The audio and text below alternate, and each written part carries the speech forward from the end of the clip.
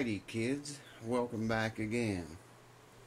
Got this in the mail and I should have already repaired it and got it back to the owner, but haven't yet, so we're gonna fix it today.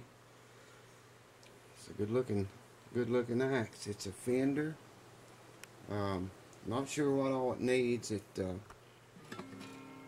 needs the just set up, I think, but I'm going to check it out and see what all, if there's any other issues with it or not. Get it on the bench. I'll tell you what model it is and tell you more about it. Looks like a nice little axe. I guess we're going to put elixir strings on it. Polyweb anti-rust acoustic guitar strings, 0.013 to 0.056. Those are good strings. I used those for a while. Alright, so let me get this thing on the bench and get the camera set, and we'll get into some detail on it. I'll fill you in on what it needs. Fender. It's a DG-8. I'll just show you if I can get in there. Yeah, it's going to focus on the strings, I think. Oh, here we go. DG-8 NAT. I'm not sure what that NAT stands for or means, or if that's even a part of the number or not. But anyways, we're going to set the camera up here and check the neck and get these strings off of it, check the frets. I'm going to pretty much check everything, the bracing for any loose or damaged braces. Doesn't look like it's ever bellied up, so you know, probably a good sign the braces are okay, but we're going to check them anyway. So I'm going to set the camera up here and let's get into this thing.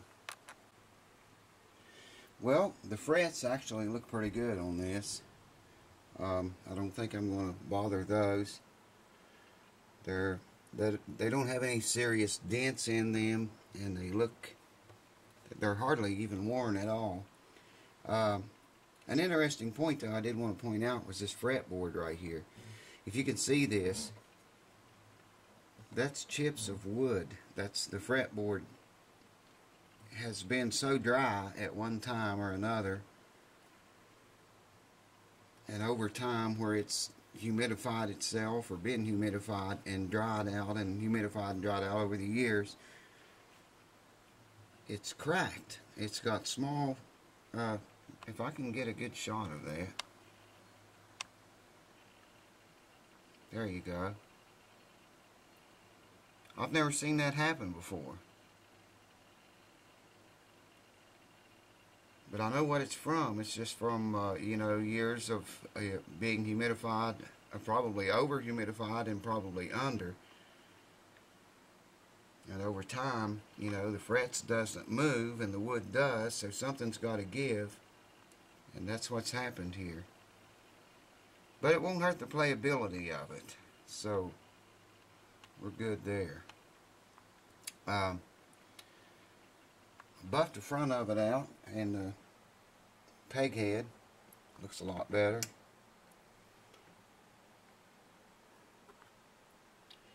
I guess now we need to check the truss rod, see if the truss rod works, and if it does, we are in business. We're going to set this thing up. Hold on.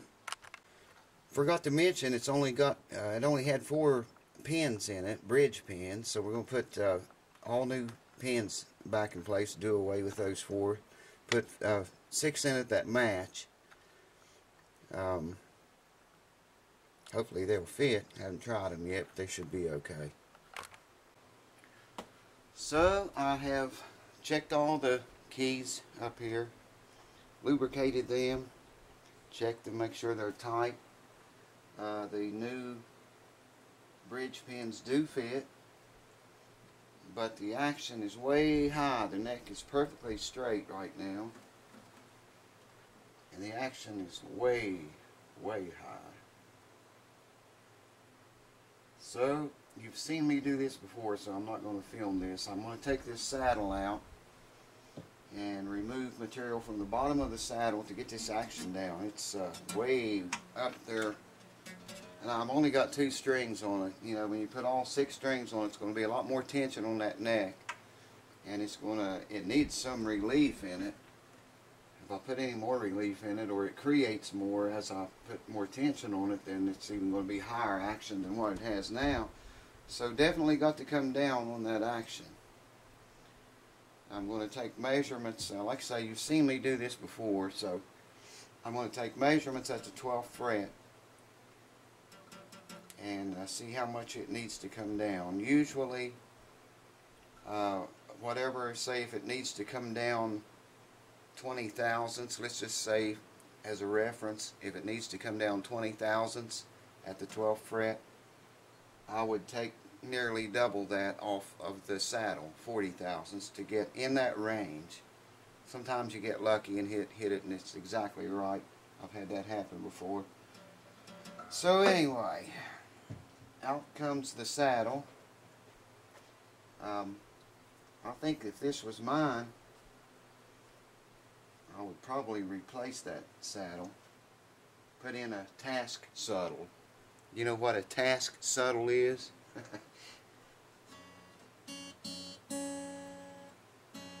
That definition of that, I guess, would be tusk saddle, task saddle, whatever. Been a long day. Anyways, I'm going to take the saddle out, take material off the bottom, get measurements here first, and I'll be back when I have that done, and we'll get into more detail.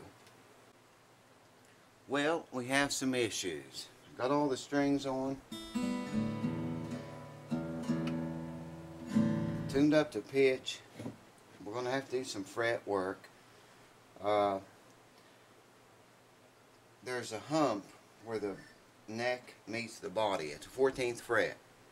There's a hump there. There's actually some high frets from the 10th fret down.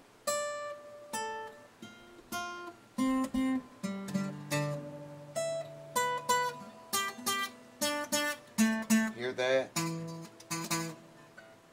That's at the 12th fret.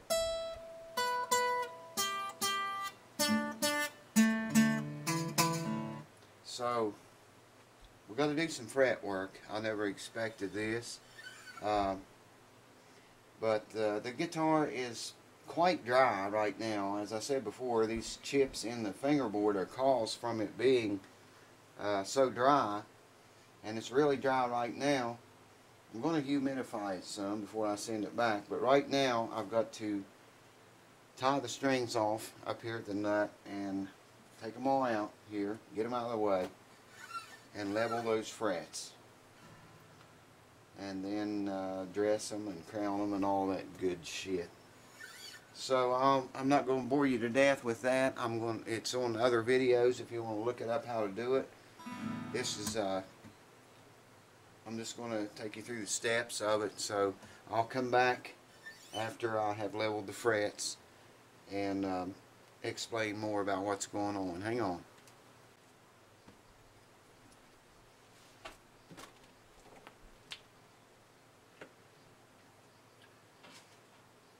Tenth fret. I don't know if the camera will pick this up or not, but the 10th fret is high.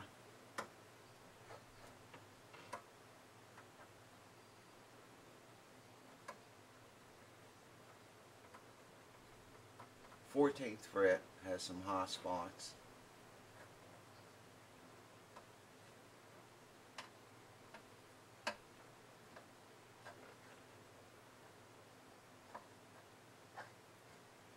Pretty much the 10th fret and 14th fret, but well,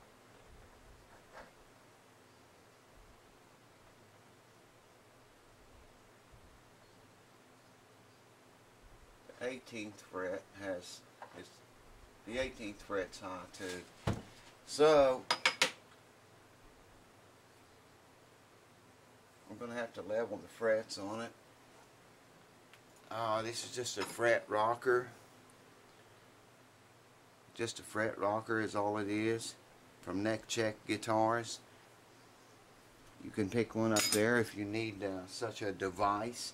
So anyway, I'll come back after I level these frets and crown them and dress them and all that stuff, and I'll explain more about what's going on then. JD, old number 7. I don't know if you can see that or not. That's was a gift given to me. I like it. JD, old number 7. Can you dig it? JD, old number 7. So anyway, anywho, we redid the frets, leveled them, dressed them, put a semi-crown back on them, and polished them. The 14th fret is no longer high, unfortunately for it. Whoopsie daisy. Speaking of old JD number 7, I better get that out of the way.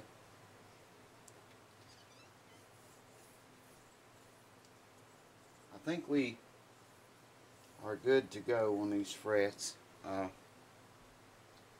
leveled them and dressed them and crowned them and polished them and all the steps. And number 14 is no longer high. It's weird because if you have one fret, man, one fret out is all it takes. Messes up the whole thing. You know, if you want to set them up perfectly, or near perfect.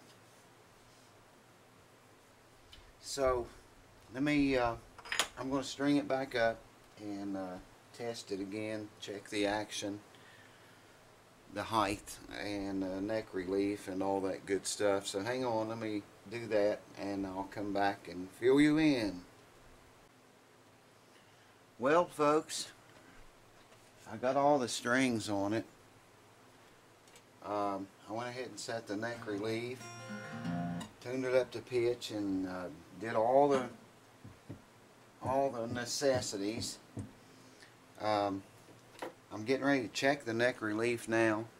I have a capo on the, it's tuned up to pitch. I have a capo on the 1st fret.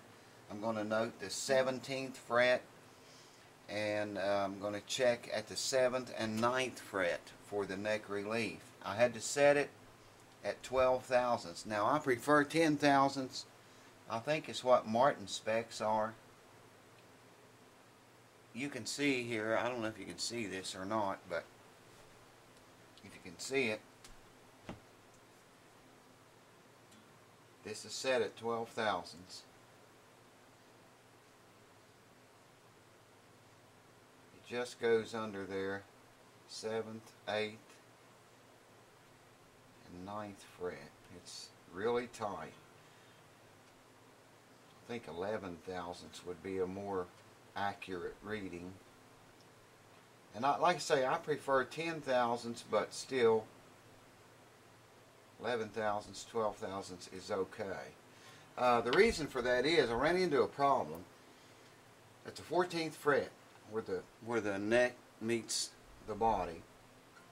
There's a bad hump there. This part of the fretboard is sunk in.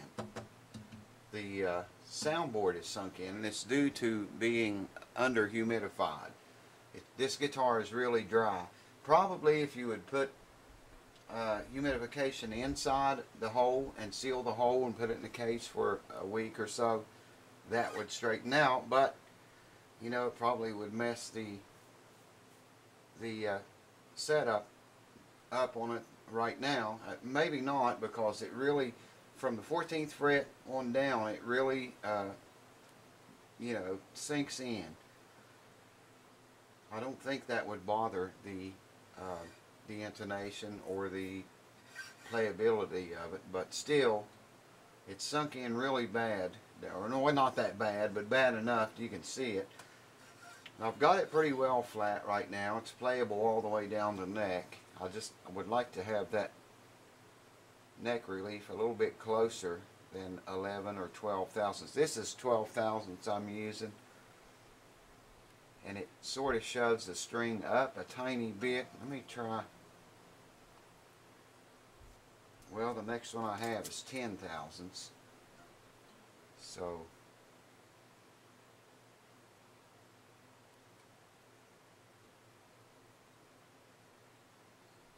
10 thousandths goes in there. It's just, it's loose. So I don't have 11 thousandths on this gauge, but I'm guessing it's probably, the neck relief is probably set at 11 thousandths. Very close to that. So, which is okay. It's not that much off. Get this capo off here. We'll look at the string height. I can find my, there we go. Should check this in playing position, because that's the position that counts.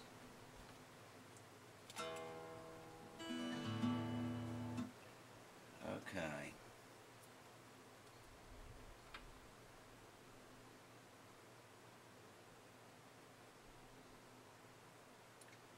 Six 64s on the bass side.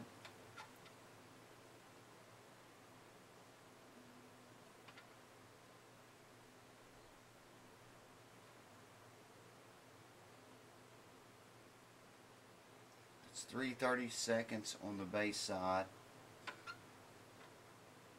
and 2/32 on the high side, the treble side. So that's good. That's within Martin specs. It's within Martin specs. It's very nice to play. It's not hard to chord or anything there. It's a little higher than I like myself personally, but you know, different people. Depends on a lot of the type of music you play and whether you play really hard or really easy, or you know, there's a lot of stuff involved there, but I'm going to leave that there because of that hump at the 14th fret. The only way, like I say, the only way to cure that is to put humidification in the box, let it set for a week or so, and I've already had this guitar way too long. The owner probably is wanting it back a long time ago, so I'm going to leave that there. It's okay, and like I say, I've already played it. It plays. It's comfortable. It's not hard to play.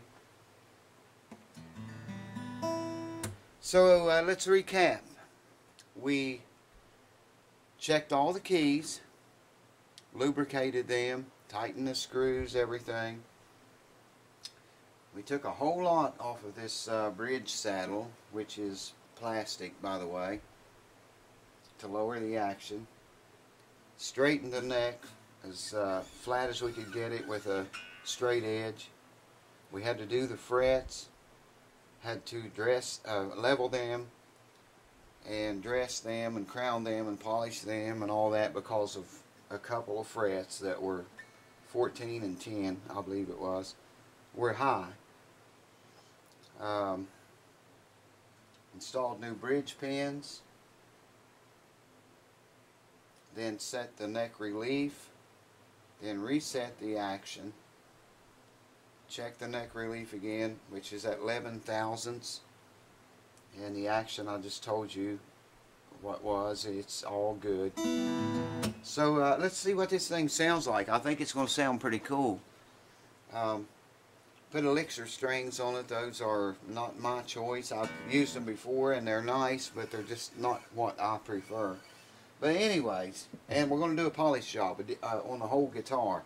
I'm going to buff the whole thing out, clean it up, and make it look brand new again. Can you dig? Can you dig it, man? Hold on.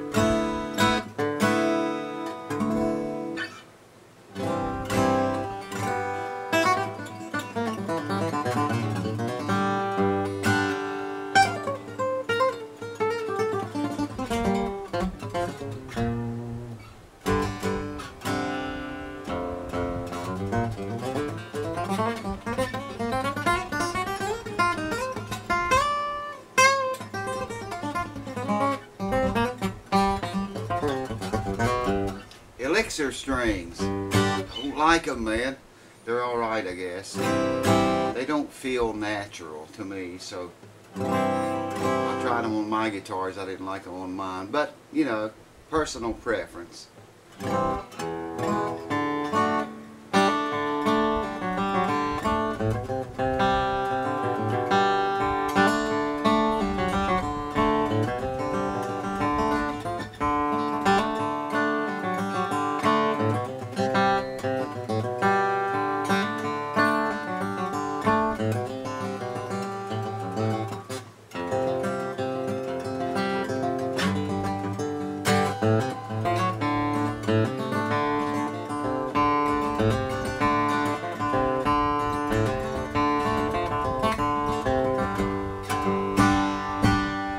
This little guitar sounds pretty good. It's a Fender.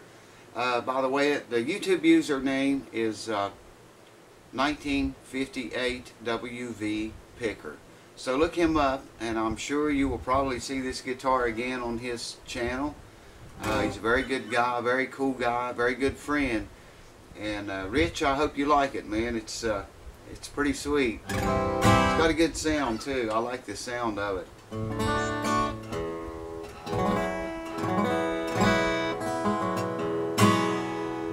So anyways, that's a basic setup on acoustic guitar. Once again, if I left anything out or missed anything, you can look back over my videos. There's a lot more in-depth, detailed videos on there.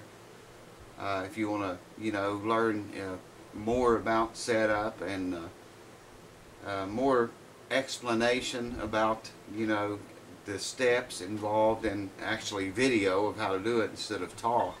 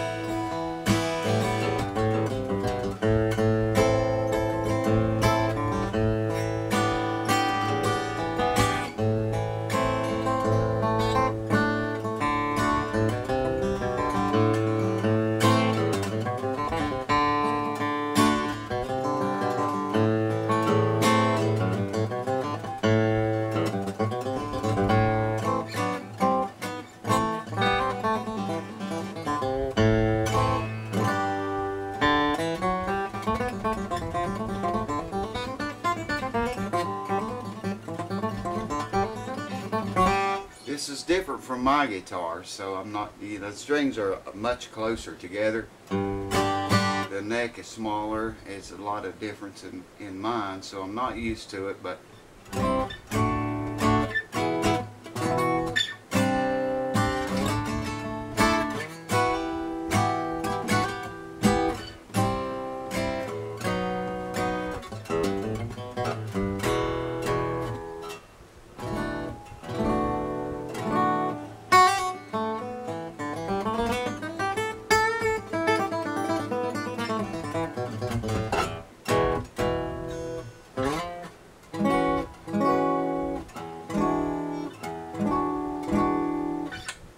so Rich, I hope you like it, man. It's pretty nice. It's pretty fun to play. It's a good sounding guitar too. I'll finish buffing it out, the rest of it, the back and sides and everything. Got the front of it buffed. The front looks good, but the rest of it needs it. So anyways, that's a basic setup how-to on acoustic guitars, and the intonation worked out right, which I'm glad. I didn't have to file much on the saddle to get the intonation. It was basically okay.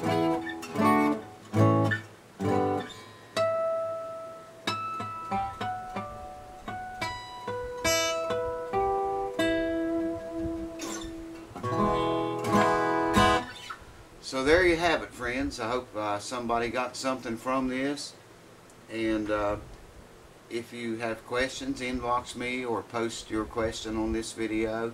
If you have guitars that need work, inbox me or post on to this video and send them to me, man. I'll fix them for you, or do the best I can. I can probably improve them if nothing else.